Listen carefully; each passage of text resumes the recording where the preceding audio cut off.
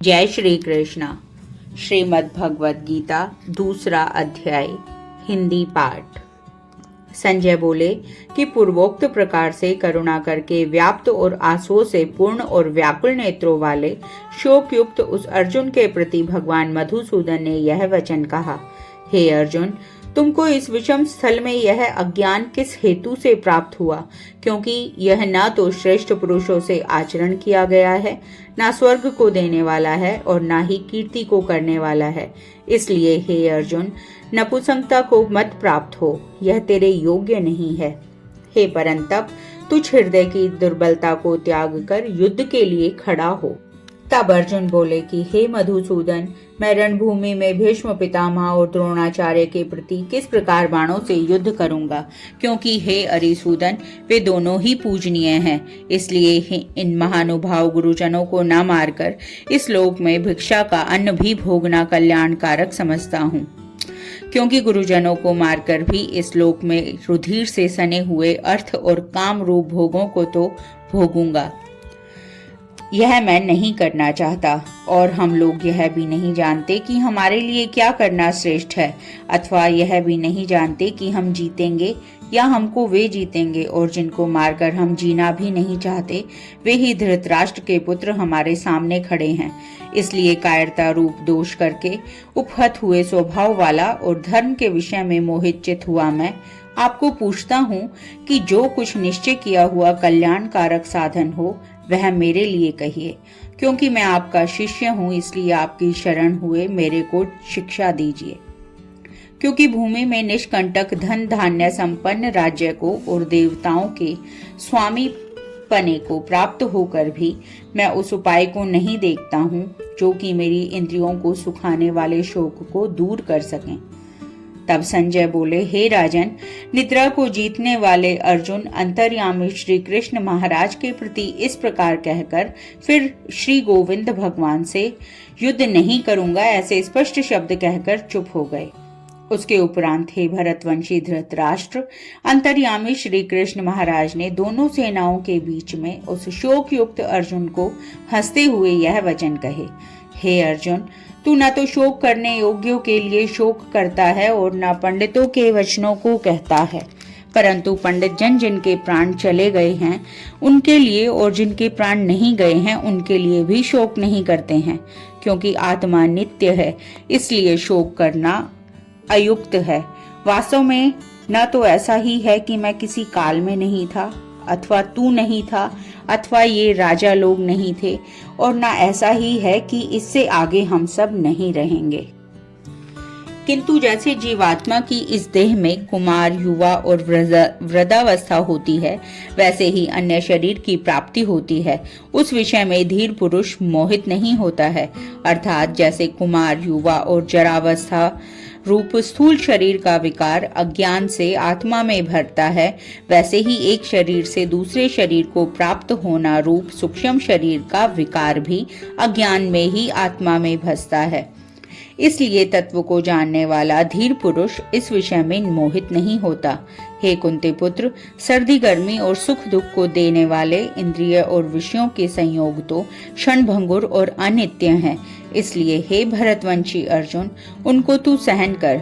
क्योंकि हे पुरुष श्रेष्ठ, सुख दुख को समान समझने वाले जिस धीर पुरुष को ये इंद्रियों के विषय व्याकुल नहीं कर सकते, वह मोक्ष के लिए योग्य होता है।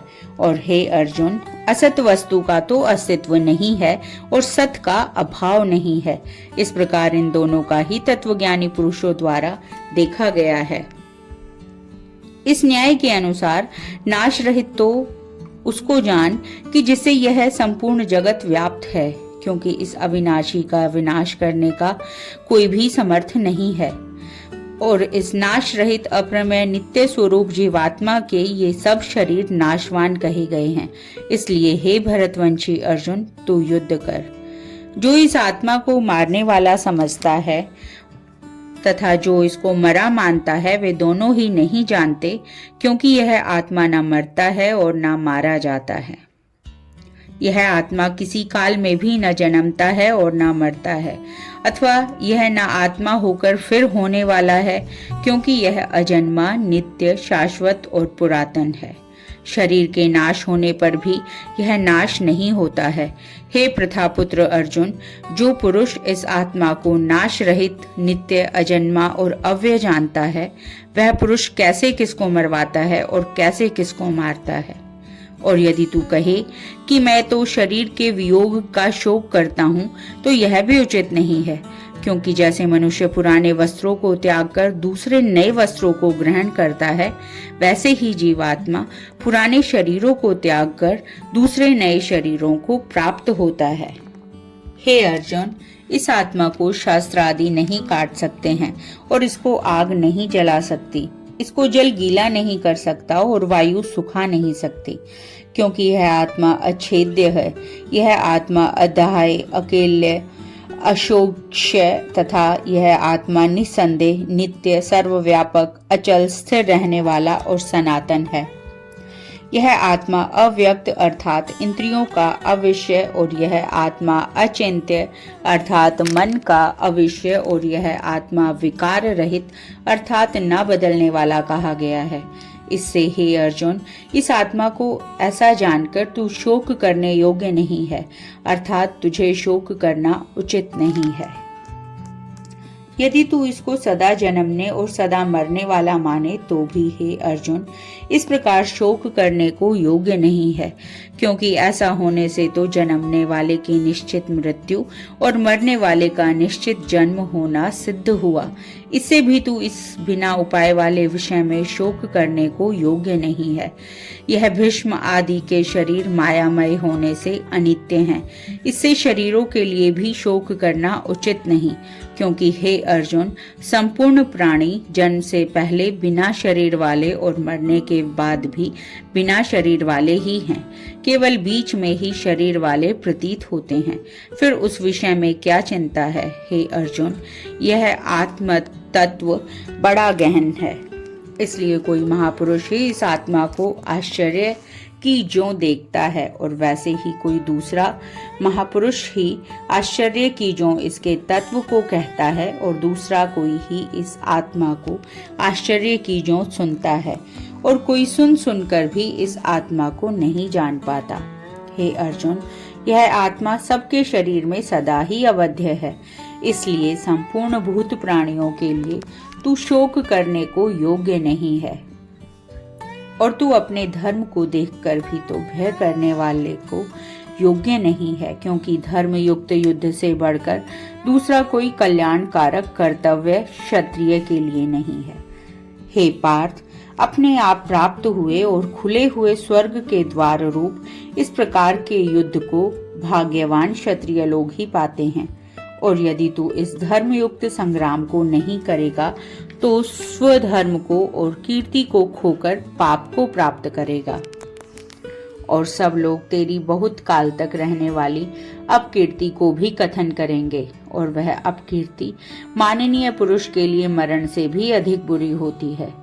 और जिनके तू बहुत मान्य होकर भी अब तुच्छता को प्राप्त होगा, वे महारथी लोग तुझे भय के कारण युद्ध से उपराम हुआ मानेंगे और तेरे वैरी लोग तेरे सामर्थ्य की निंदा करते हुए बहुत से न कहने योग्य वचनों को कहेंगे। फिर उससे अधिक दुख क्या होगा?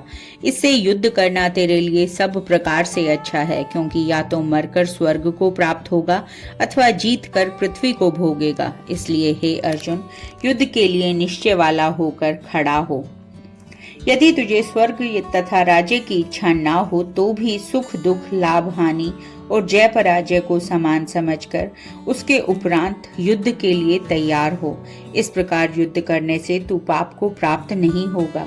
हे पार्थ, यह बुद्धि तेरे लिए ज्ञान योग के विषय में कही गई और इसी को सब निष्काम कर्म योग के विषय में सुन। जिस बुद्धि से युक्त हुआ तू कर्मों के बंधन को अच्छी तरह से नाश करेगा। इस निष्काम कर्म योग में आरंभ का अर्थात बीज का नाश नहीं है और उल्टा फल रूप दोष भी नहीं है। इसलिए इस निष्काम कर्म योग धर्म का थोड़ा भी साधन जन्म मृत्यु रूप महान भय से उद्धार कर देता है। हे अर्जुन, इस कल्याण मार्ग में निश्चयात्मक बुद्धि एक ही है और अज्ञानी पुरुषों की बुद्धियां बहुत भेदों वाली अनंत होती हैं।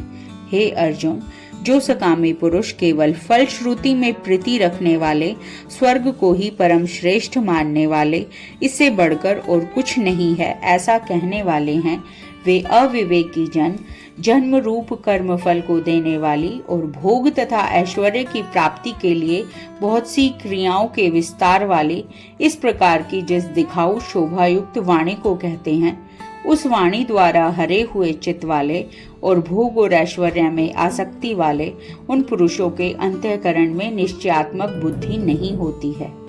हे अर्जुन, सब वेद तीनों गुणों के कार्य रूप संसार को विषय करने वाले अर्थात प्रकाश करने वाले हैं। इसलिए तू असंसारी अर्थात निष्कामी और सुख दुख आदि द्वंद्वों से रहित, नित्य वस्तु में स्थित तथा योग श्रेम को न चाहने वाला और आत्मपरायण हो, क्योंकि मनुष्य का सब ओर से परिपूर्ण जलाशय के प्राप्त होने पर छोटे जलाशय में जितना प्रयोजन रहता है, अच्छी प्रकार ब्रह्म को जानने वाला ब्राह्मण भी सब वेदों में उतना ही प्रयोजन रहता है।